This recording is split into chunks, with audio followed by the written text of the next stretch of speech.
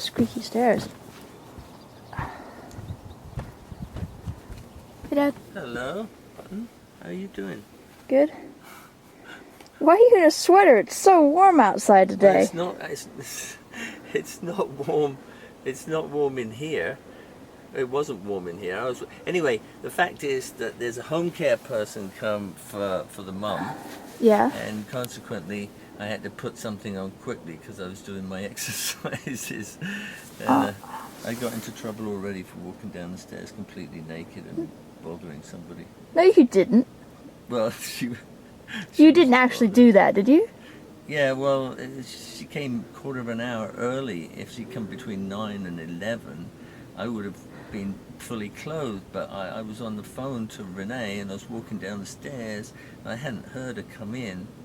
And so I was talking on the phone. I threw the door open, and then I looked in front of me, and there was this woman getting the nan up out of her bed. And I was standing there completely stunned. I pulled the door closed and apologized profusely, but the Damage had already been done, area huh? manager phoned me and gave me shit. What are you doing? And why are you videoing me? I mean, I was gonna say that I hadn't made a YouTube video in a while, and I wondered if you wanted to help me, like, bat some ideas around, but, I kind of got sidetracked right out of the gate. I mean, there's plenty of batty ideas. Where did you get those pants from? Well, I thought I needed something to match his sweater. It took me Hell. ages. Both of those things are absolutely hideous, and they fight with each other in an aesthetic way. An aesthetic way. I don't really mind that I can't use any of this. It's fine. Why not? I mean, I could use it. I mean, more boring stuff that has been uploaded to YouTube. What? Yeah, well, this is sort of the subplot of this whole thing is to Do you know what a see subplot is? Yes.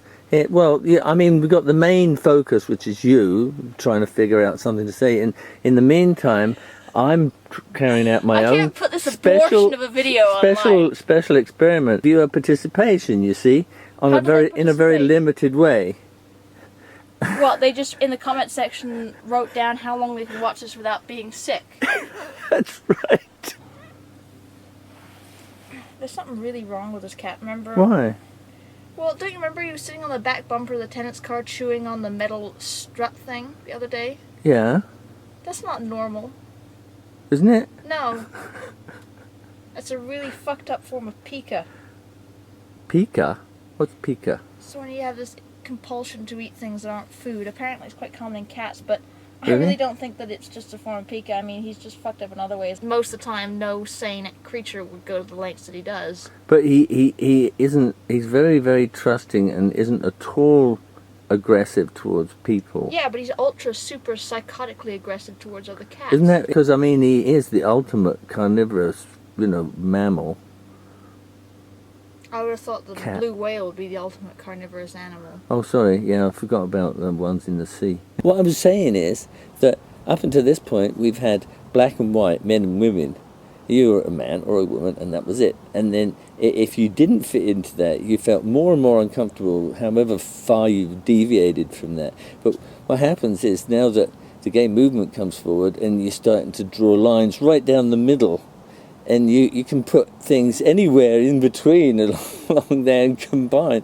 And suddenly it opens up for the acceptance of all kinds of people that up to this point probably felt left out. But there's still divisions within the community, which, alright, I mean, frankly, just due to the human condition, we can't really avoid, but, well, for instance, okay, like, I remember when I was in San Francisco, when I was there for, June last year, when they had the big gay pride in San Francisco. It was the biggest party on the block, of course, so everybody went to it, right?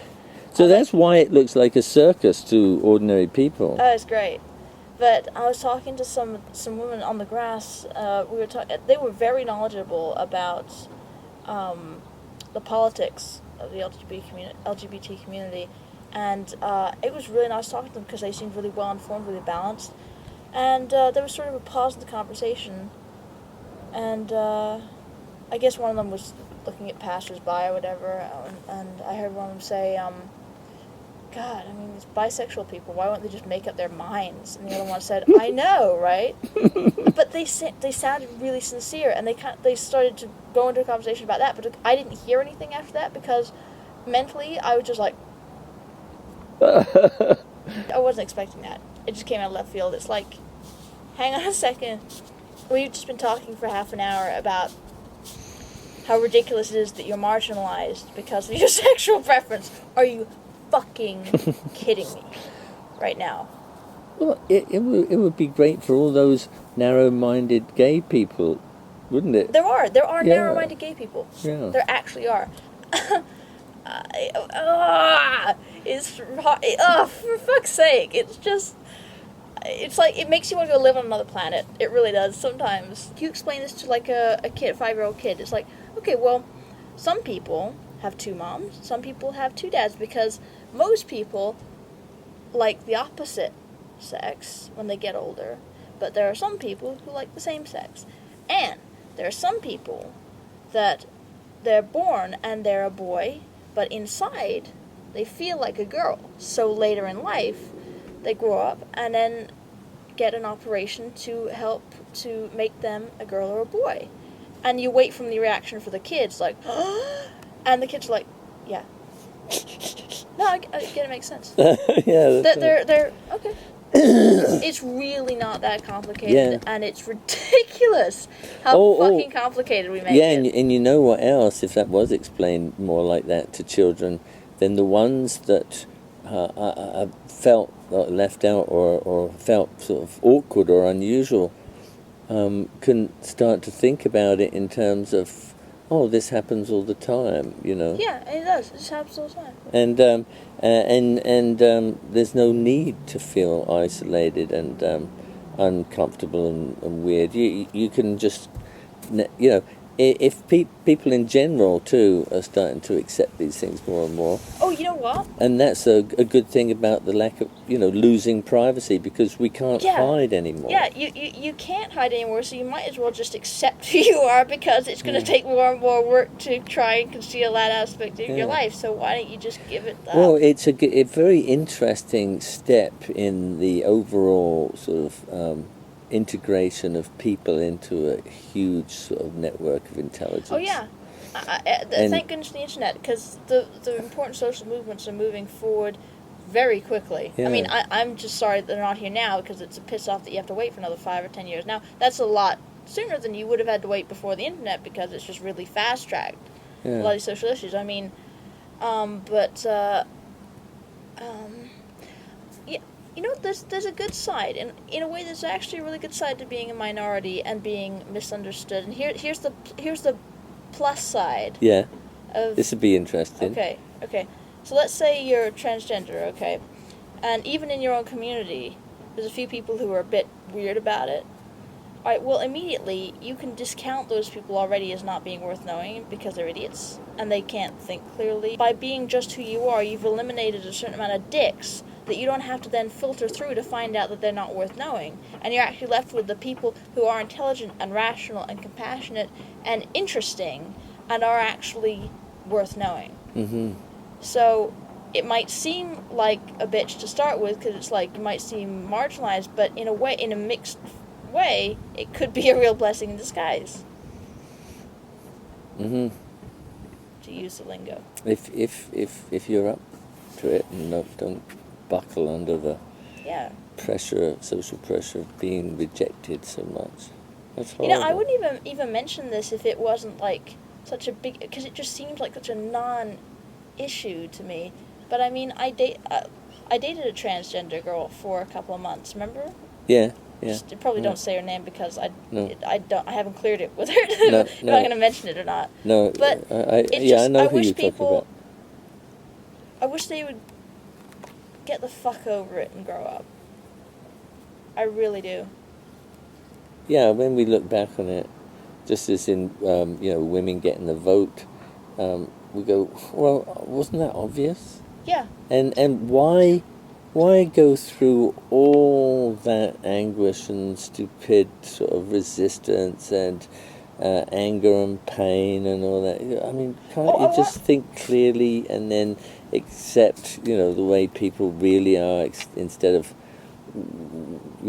worrying about, how they think they should be, or not feeling good about yourself because you're probably somewhere in between two and can't even accept your own sexuality. I wanted to make another point. You don't have to psychologically identify with one group.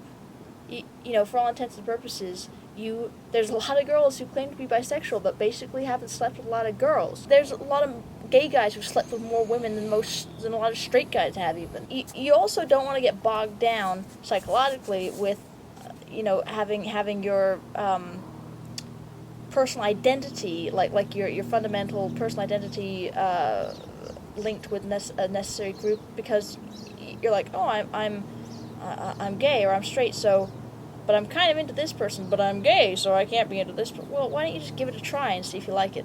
How about that? Why don't you just do that? If I had the choice, I would choose to be more bisexual than I am. But smell puts you off. Yeah.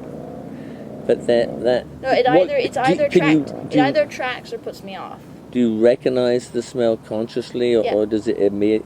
You know what smell is. I know that's the reason why I might be turned on or turned off. Yeah. But could I put a label on per se? I'm not entirely sure. I just know that most girls have the smell that I like and most guys don't. Yeah. And one of the things that I know puts me off is if I'm really attracted to somebody and everything, and then suddenly they light up a cigarette. They go, oh. No, you know what really puts me off? I was on a date in school. What do you want to study when you go back to school? I'm kind of always been really interested in homeopathy. I'm like, oh. Yeah. And I remember looking at my face, I was like, and in my head, I'm like, we could wrap this up right now. Like, no offense, it's very nice to meet you. We can go. I can't even fuck you now. Seriously. And it was really depressing. Hey, like the Shakespearean stage, they had the little round things at the front where people would sit concealed to the audience, and they would prompt the actors when they forgot their lines. The prompter? Yeah, the prompters that would sit at the front of the stage.